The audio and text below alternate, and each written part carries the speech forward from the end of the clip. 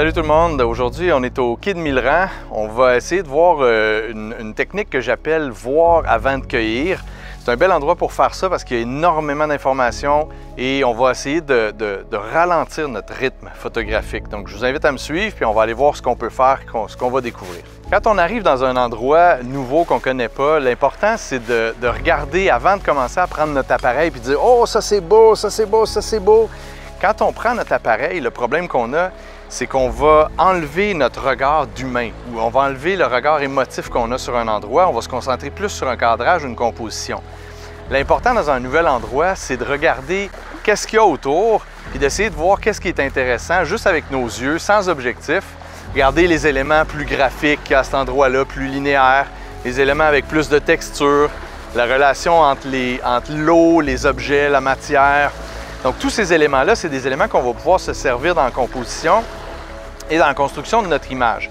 Et l'autre chose qu'on va avoir comme surprise, c'est que quand on va avancer, qu'on va découvrir l'endroit où on va découvrir des choses qu'on n'aurait probablement pas vues si on avait bloqué sur le côté photographique, si on avait bloqué sur un cadrage spécifique, puis on se dit « Oh wow, j'ai fait mon image, c'est beau, je pense que j'ai vu ce qu'il y avait à voir », puis on retourne de bord.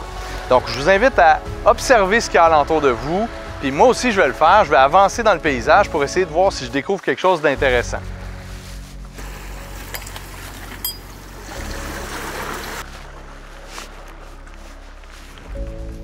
Quand on arrive dans ce type d'endroit-là, c'est important de bien regarder ce qui se passe autour. Il y a plein de matières, plein de textures, des rochers, des cailloux, des éléments qui sont cachés par d'autres éléments. Donc en se promenant, puis en prenant notre temps pour observer puis s'imprégner de l'environnement, on arrive à avoir des surprises, puis il y a des choses qu'on ne peut pas voir si on ne se déplace pas.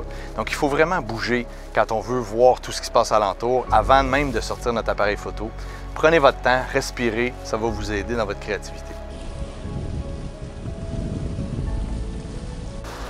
Vous voyez, quand on prend le temps de regarder où on s'en va, bien, on est capable de découvrir des scènes comme ça qu'on n'aurait pas vues de notre premier point de vue.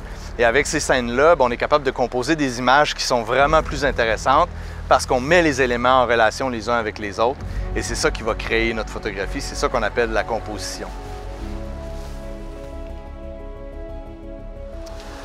Donc, quand on arrive dans un endroit comme ça, qu'on voit les sujets qui nous intéressent, ici c'est la jetée, le brise-lames pour l'entrée du port pour éviter que les bateaux soient endommagés avec les grosses lames, bien, on arrive avec plein d'éléments qui peuvent nous servir d'avant-plan dans notre construction d'image. Donc, on peut utiliser des avant-plans, des rochers en avant-plan, des rochers avec l'arrière-plan. On peut utiliser même un phare qui serait au loin ou des oiseaux qui seraient perchés. Donc, tous ces éléments-là deviennent des éléments de construction d'image. Ça nous permet aussi, en étant sur un point élevé, de voir tout ce qui se passe alentour de nous, qui peut révéler d'autres choses intéressantes. Mais en gros, maintenant qu'on a trouvé l'endroit intéressant, qu'on a fait le tour de notre scène, bien, on peut prendre le temps de peaufiner notre exposition, adapter juste les petits derniers éléments pour faire notre construction, c'est-à-dire aller se pencher un petit peu plus, s'approcher un petit peu plus d'un élément, toujours en étant très prudent, surtout dans des environnements comme ça. Faites attention, entre autres, de ne pas échapper lunettes, cap d'objectif ou petits éléments parce que vous avez des chances de jamais les retrouver. Mais en étant prudent, vous pouvez arriver à faire des compositions vraiment intéressantes avec avant-plan, arrière-plan, jouer avec votre profondeur de champ, les contrastes. Vous allez arriver à faire des images très intéressantes. Je vais vous laisser sur une citation d'un peintre, Paul Gauguin, qui disait « Je ferme les yeux pour mieux voir ». Bonne photo.